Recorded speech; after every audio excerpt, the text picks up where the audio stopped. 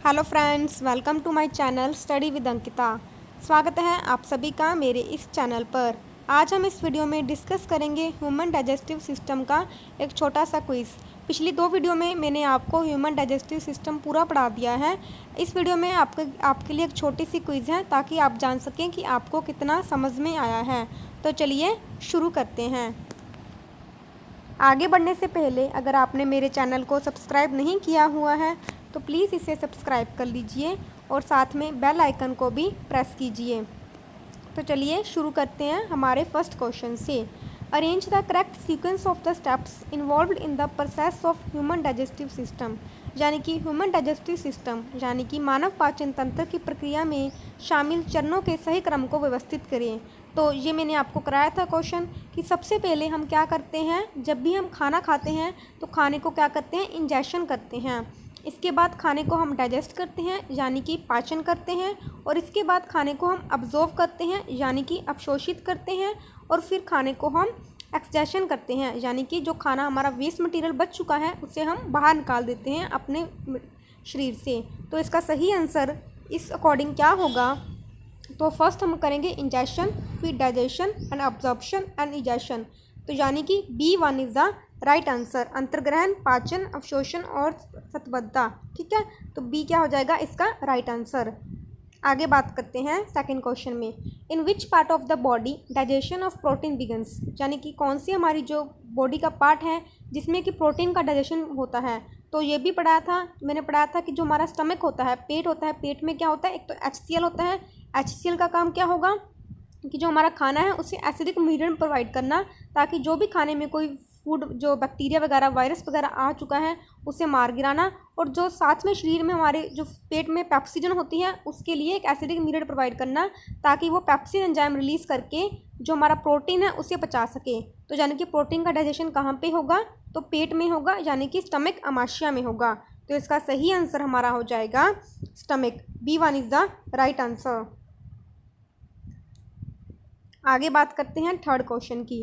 What is the function of hydrochloric acid. अभी मैंने पिछली में आपको बताया हाइड्रोक्लोरिक का फंक्शन क्या है, एक तो पेप्सिन एंजाइम को, ठीक है ना, इफेक्टिव बनाना, उससे काम करने में हेल्प करना, और साथ में जो वायरस और बैक्टीरिया हमारे आ चुके हैं खाने में उसे मार गिराना। तो देखिए, it makes pepsin enzyme effective, बिल्कुल सही है। जो पेप्सिन एंजाइम को प्रभावी बनाता है, बिल्कुल सही। इट किल्स बैक्टीरिया विच में enter in stomach with food. यानी कि ये उन बैक्टीरिया को मार गिराता है जो कि हमारे भोजन के साथ पेट में आते हैं। तो ये भी बिल्कुल सही है। तो HCl का दो ही काम है, और हमारे फूड को एसिडिक मीडियम प्रोवाइड करना, उसे 2 pH तक लेके आना, ये भी काम हमारे हाइड्रोक्लोरिक एसिड का होता है। तो इसका मतलब इसका सही आंसर हमारा हो जाएगा दोनों, 1 और 2, यानी कि फर्स्ट और सेकेंड दोनों सही आंसर हैं। आगे बात करते हैं फोर्थ क्वेश्चन की। Name the largest part of the alimentary gland. यानी कि जो हमारी एलिमेंट्री कैनाल होती है, यानी कि जो हमारी आहार नलिका होती है, उसमें सबसे लार्जेस्ट पार्ट कौन सा है। तो मैंने पढ़ाया था आपको, पहले हमारा माउथ आएगा, फिर ईसोफेगस, फिर स्टमक। स्टमक के बाद हमारा क्या आता है, स्मॉल इंटेस्टाइन आती है। स्मॉल इंटेस्टाइन में आपको पढ़ाई थी कि 22-23 फुट लॉन्ग होती है। तो सबसे जो हमारी लार्जेस्ट पार्ट कौन सा हुआ हमारी कैनाल का, एलिमेंट्री कैनाल का, तो वो हुआ स्मॉल इंटेस्टाइन। ठीक है, स्मॉल इंटेस्टाइन यानी कि हमारी छोटी आंत। अगर आपसे लार्ज इंटेस्टाइन का साइज पूछा जाए तो इसका लार्ज इंटेस्टाइन का साइज होता है 5 फीट। ठीक है, ये भी पेपर में पूछ सकते हैं, तो इसका साइज याद रखिएगा 5 फीट। ठीक है, और स्मॉल इंटेस्टाइन का साइज 22-23 यानी कि 20 से 23 फीट तक इसका साइज हो सकता है। आगे बात करते हैं फिफ्थ क्वेश्चन की। Name the hardest material present in the body. यानी कि हमारी जो बॉडी है उसमें हार्डेस्ट मटेरियल कौन सा होता है, ये मैंने आपको नहीं बताया था, इसलिए मैंने इस क्वेश्चन को इंक्लूड कर लिया है। मैंने आपको पढ़ाया था हमारा टीथ यानी कि डेंटल फॉर्मूला। डेंटल फॉर्मूला आप मुझे कमेंट सेक्शन में लिख के बताइए, मैंने आपको पिछली वीडियो में कराया था। तो इसका सही आंसर होगा हमारा इनेबल। उनकी जो हमारे दांत का ऊपरी हिस्सा होता है वो क्या होता है, सबसे जो बना होता है दांत जिससे सबसे कठोर हिस्सा बोला जाता है इनेमल को। तो सही आंसर होगा इसका C1।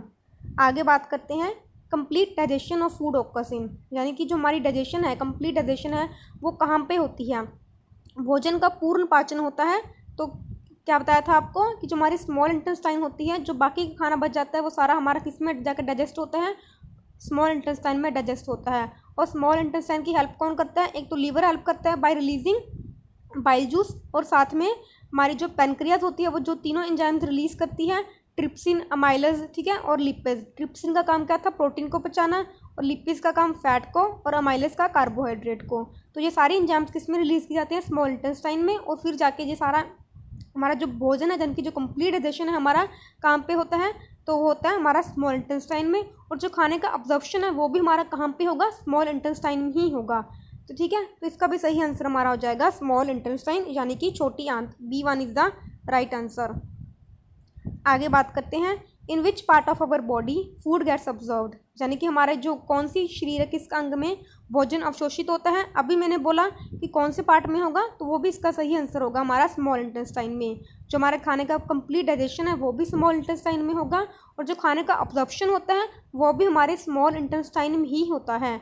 तो इसका भी सही आंसर हमारा हो जाएगा स्मॉल इंटेस्टाइन, यानी कि A1 छोटी आंत। ठीक है, A1 is the right answer. आगे, how long is an adult small intestine, यानी कि एक अडल्ट की, एक वयस्क की छोटी आंत कितनी लंबाई की होती है। यहाँ पे लंबाई आएगा, ठीक है, यहाँ पे ट्रांसलेशन मिस्टेक है।